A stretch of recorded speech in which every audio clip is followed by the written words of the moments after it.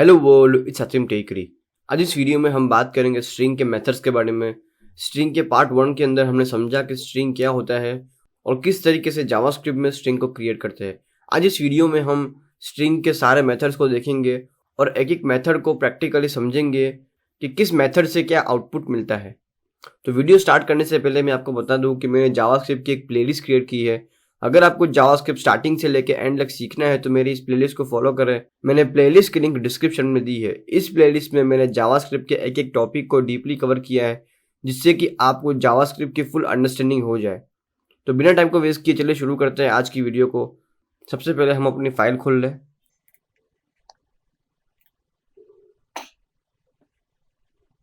हमेशा की तरह विजुअल स्टूडियो को विंडो राइट और क्रोम को विंडोज लेफ्ट। सबसे पहले न्यू फाइल क्रिएट कर ले। ये हमारा 9.1 ट्यूटोरियल है। tut-9.1.js 9.2।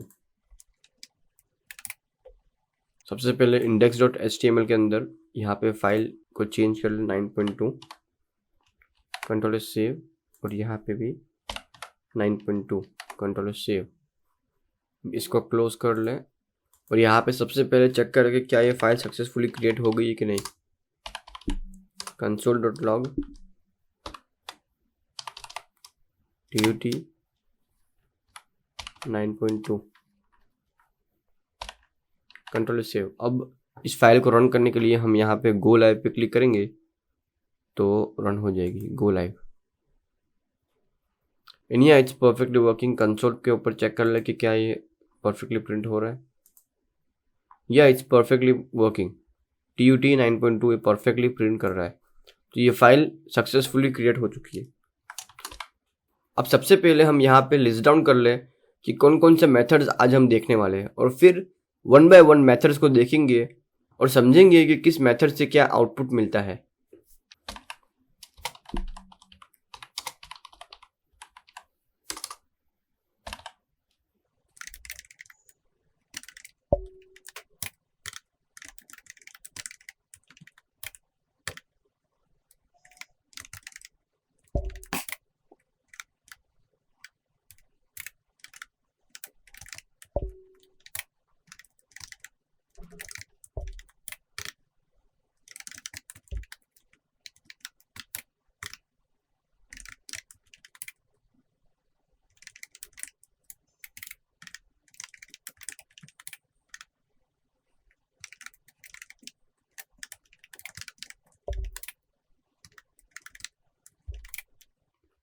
तो आज इस वीडियो में हम इतने मेथड्स को देखने वाले हैं।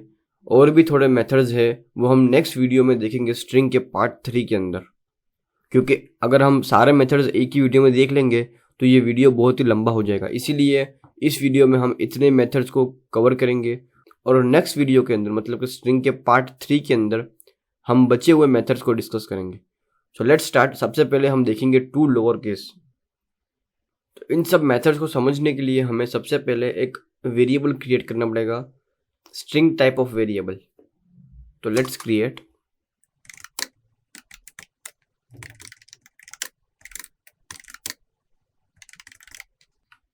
तो यहाँ पे हमने एक स्ट्रिंग क्रिएट की, जावास्क्रिप्ट इज बेस्ट लैंग्वेज। अब इस स्ट्रिंग के ऊपर हम सारे मेथड्स को टेस्ट करेंगे और समझेंगे 1 बाय 1। सबसे पहले टू लोअर केस। तो यहाँ पे अगर मैं एक और वेरिएबल क्रिएट करूं, let b equal to a dot to lower case,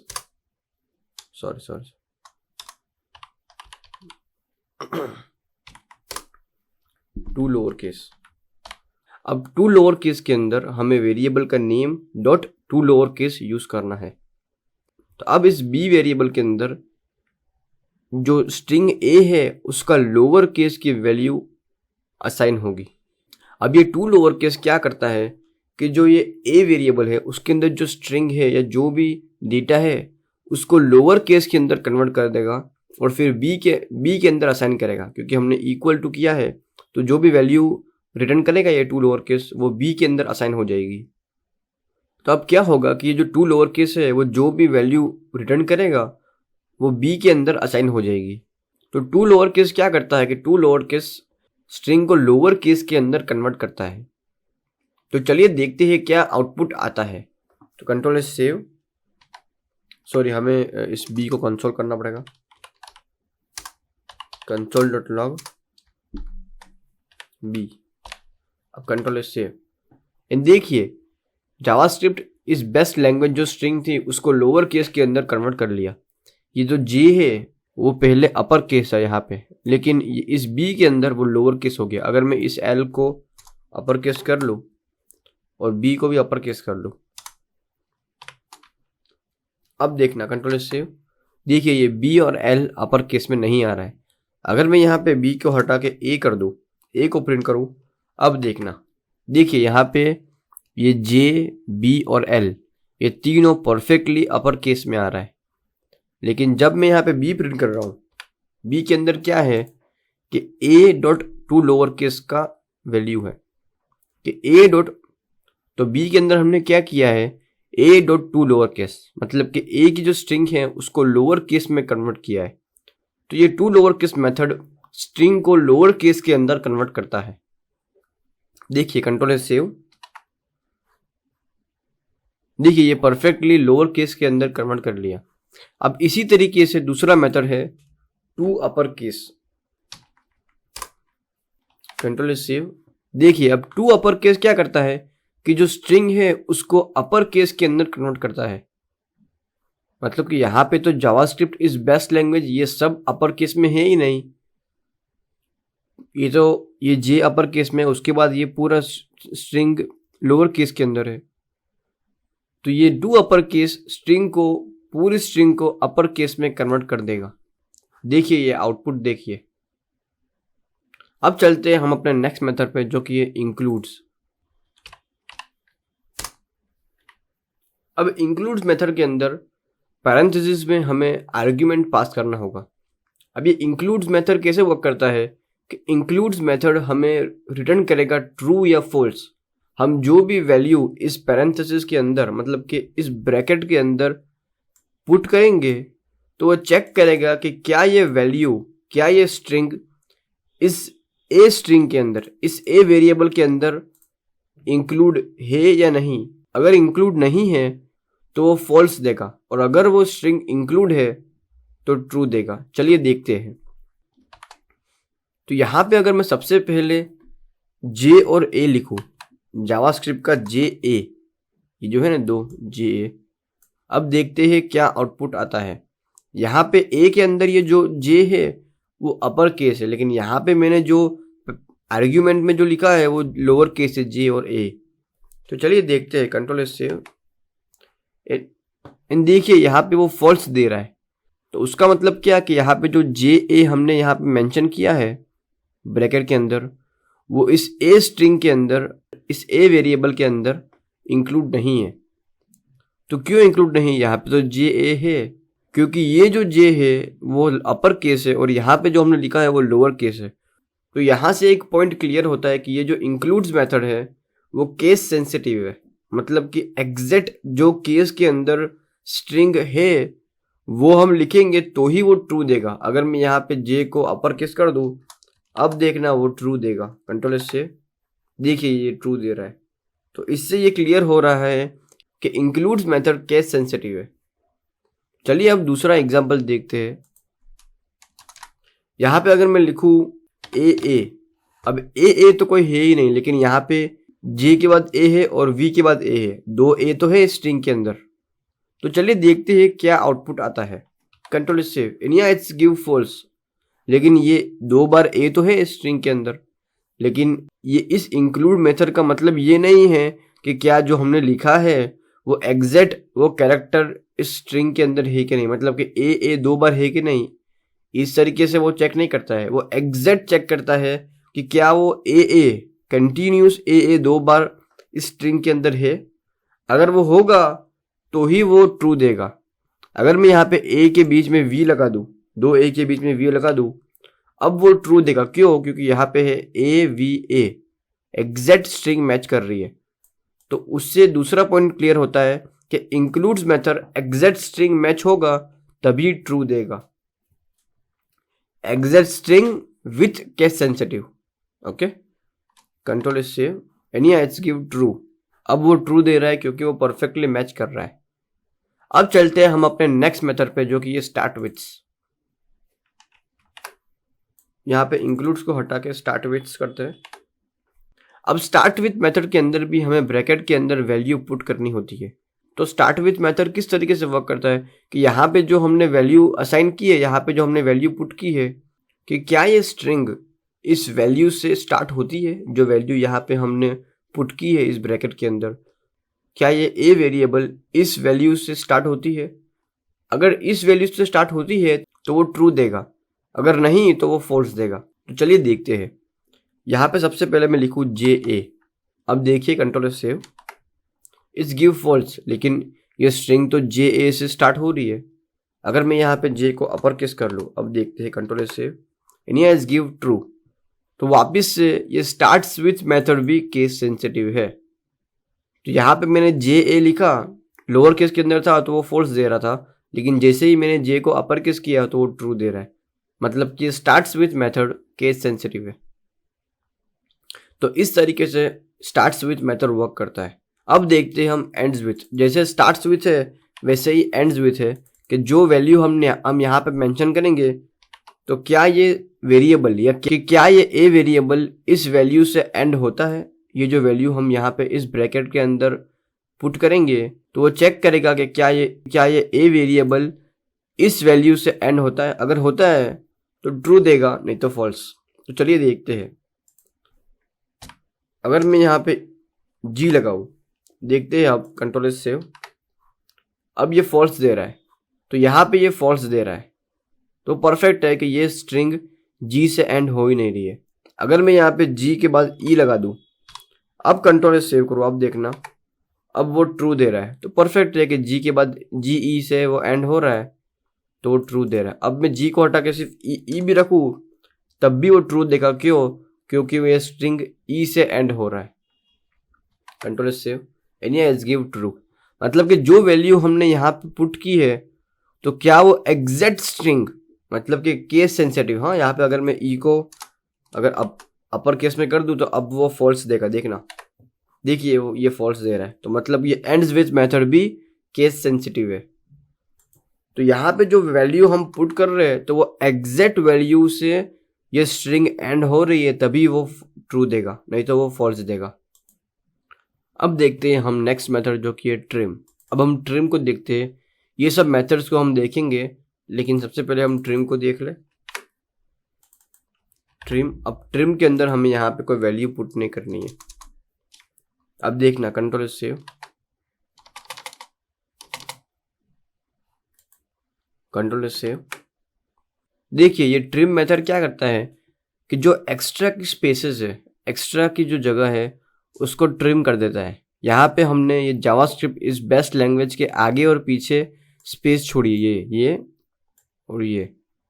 तो ये ट्रिम मेथड ने क्या किया, इस ब्लैंक स्पेस को, जो फालतू है, जो फालतू की स्पेस हमने छोड़ी है, या ये जो फालतू की स्पेस है, उसको रिमूव कर देता है। देखिए यहाँ पे कंसोल के अंदर ये स्पेस को इसने प्रिंट नहीं किया है, लेकिन अगर हम यहाँ पे एक डॉट लगा दे तो फिर वो ये स्पेस को रिमूव नहीं करेगा। क्यों? क्योंकि हमने यहाँ पे कोई स्ट्रिंग लिखी है, उसके बाद स्पेस है, तो ये स्पेस यूजफुल स्पेस है, कोई यूजलेस स्पेस नहीं है, फालतू की स्पेस नहीं है। कंट्रोल से देखिए अब ये जो डॉट के बाद स्पेस को कवर कर रहा है। लेकिन अगर मैं यहाँ पे डॉट को हटा दूँ, अब देखिए वो स्पेस को ट्रिम कर देगा। देखिए ये ट्रिम मेथड स्पेस को ट्रिम कर दिया है। तो इस तरीके से ट्रिम मेथड वर्क करता है। अब देखते हैं हम सर्च मेथड।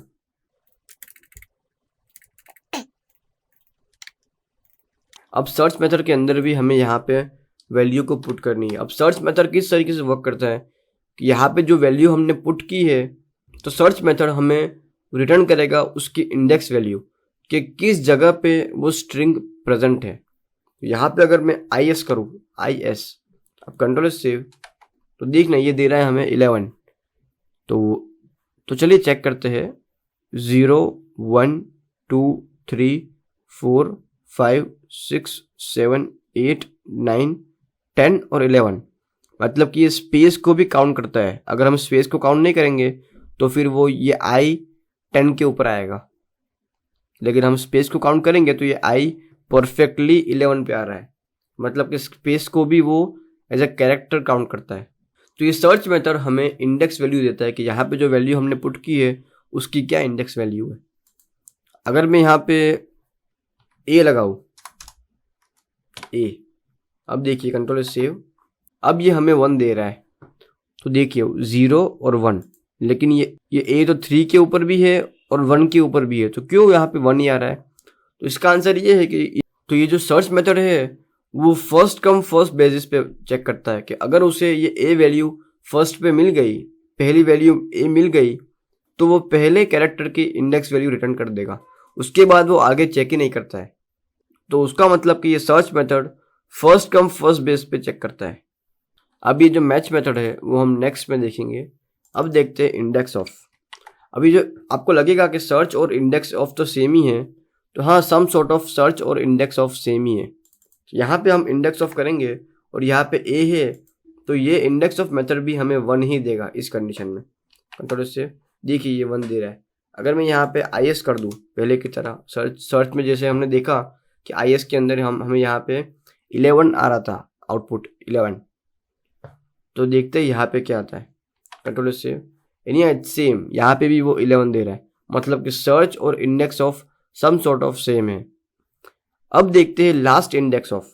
अब लास्ट इंडेक्स ऑफ के अंदर एक चीज का फर्क है कि सर्च और इंडेक्स ऑफ के अंदर मैंने जैसे बताया कि वो फर्स्ट कम फर्स्ट बेस पे काम करता है, लेकिन लास्ट इंडेक्स ऑफ के अंदर देखते हैं क्या आउटपुट आता है।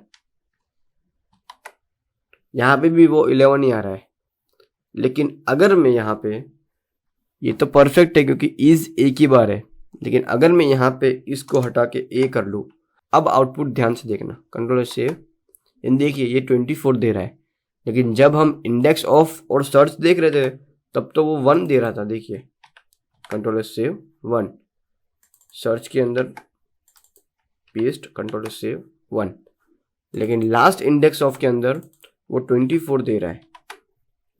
तो ये जो लास्ट इंडेक्स ऑफ मेथड है वो लास्ट कैरेक्टर की इंडेक्स वैल्यू देता है, मतलब कि ये जो हमने ए लिखा है तो यहाँ पे पहले ए आया, ओके, वो स्किप कर रहा है, दूसरा ए है, हाँ ए है, उसके बाद चेक कर रहा है, ए है, हाँ यहाँ पे मिला ए, ये ए, उसके बाद ए है, हाँ मिला ए, तो उसके बाद कोई ए नहीं है तो फिर वो इस ए का इंडेक्स वैल्यू रिटर्न कर रहा है, मतलब कि लास्ट से वो चेक कर रहा है, मतलब कि वो लास्ट वैल्यू की इंडेक्स वैल्यू दे रहा है, लास्ट ए की इंडेक्स वैल्यू, लास्ट कैरेक्टर की इंडेक्स वैल्यू।